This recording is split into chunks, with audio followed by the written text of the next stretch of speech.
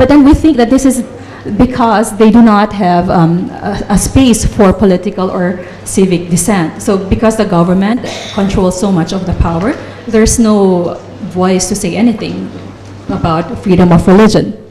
And also there were reports of systemic state surveillance of non-Muslim groups. And also we highlight the Sharia Penal Code of 2013, which has significant restrictions on both Muslims and non-Muslims. Next slide.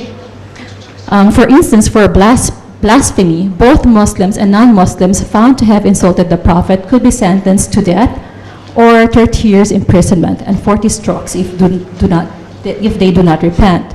If you want to convert out, it's not allowed, and it's also punishable by death.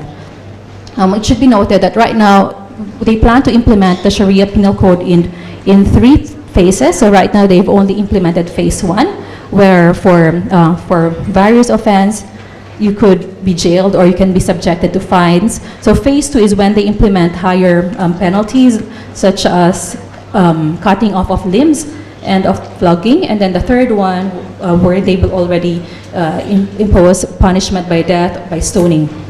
So right now it's still in phase 1, and we hope that they do not progress on from there.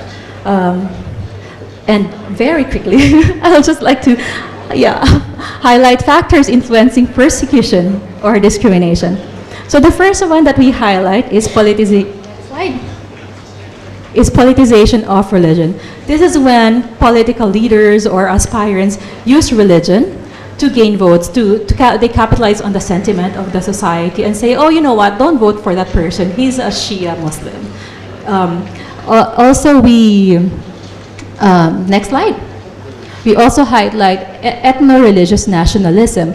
It's described as a social movement that claims to speak in the name of the nation and which defines the nation in terms of religion. And the example of this is Malay, where they say that for you to be a true Malay is you have to be a follower of Islam. Or, for instance, what happened, what happened last year in Myanmar, where the Maba Towers was saying that we have to protect Buddhism, and the Mabata were saying that, oh, don't vote for a party that does not follow our ideology, which includes state, race, and religion.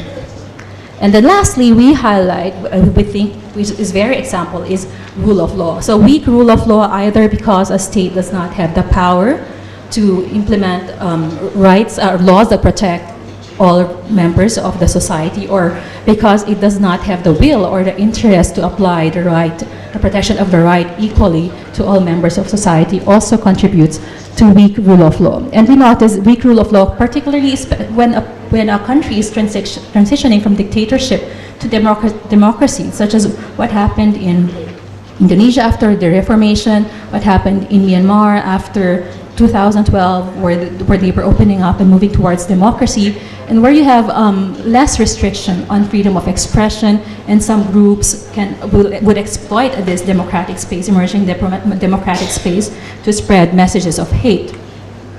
I think I will stop there. Thank you very much.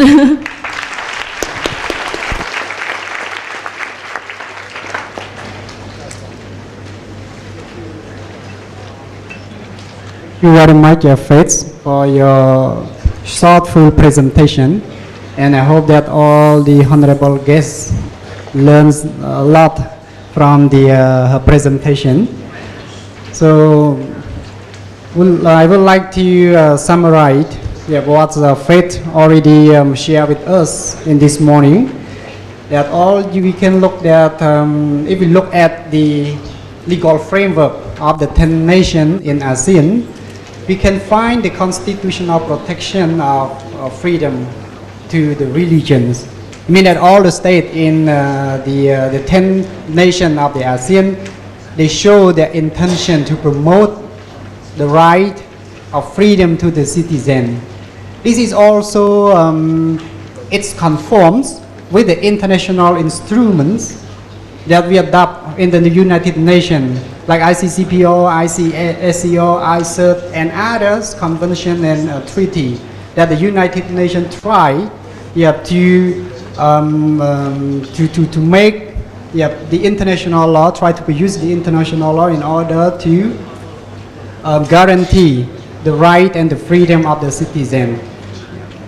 freedom of religions is a kind of cultural right that we can find in every democratic state.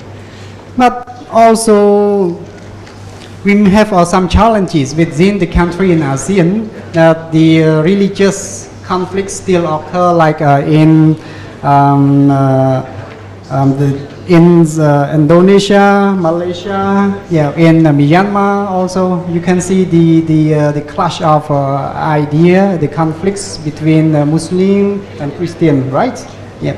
So this is the issue to be discussed within the government actors and also for the other involved actors to find the right solution.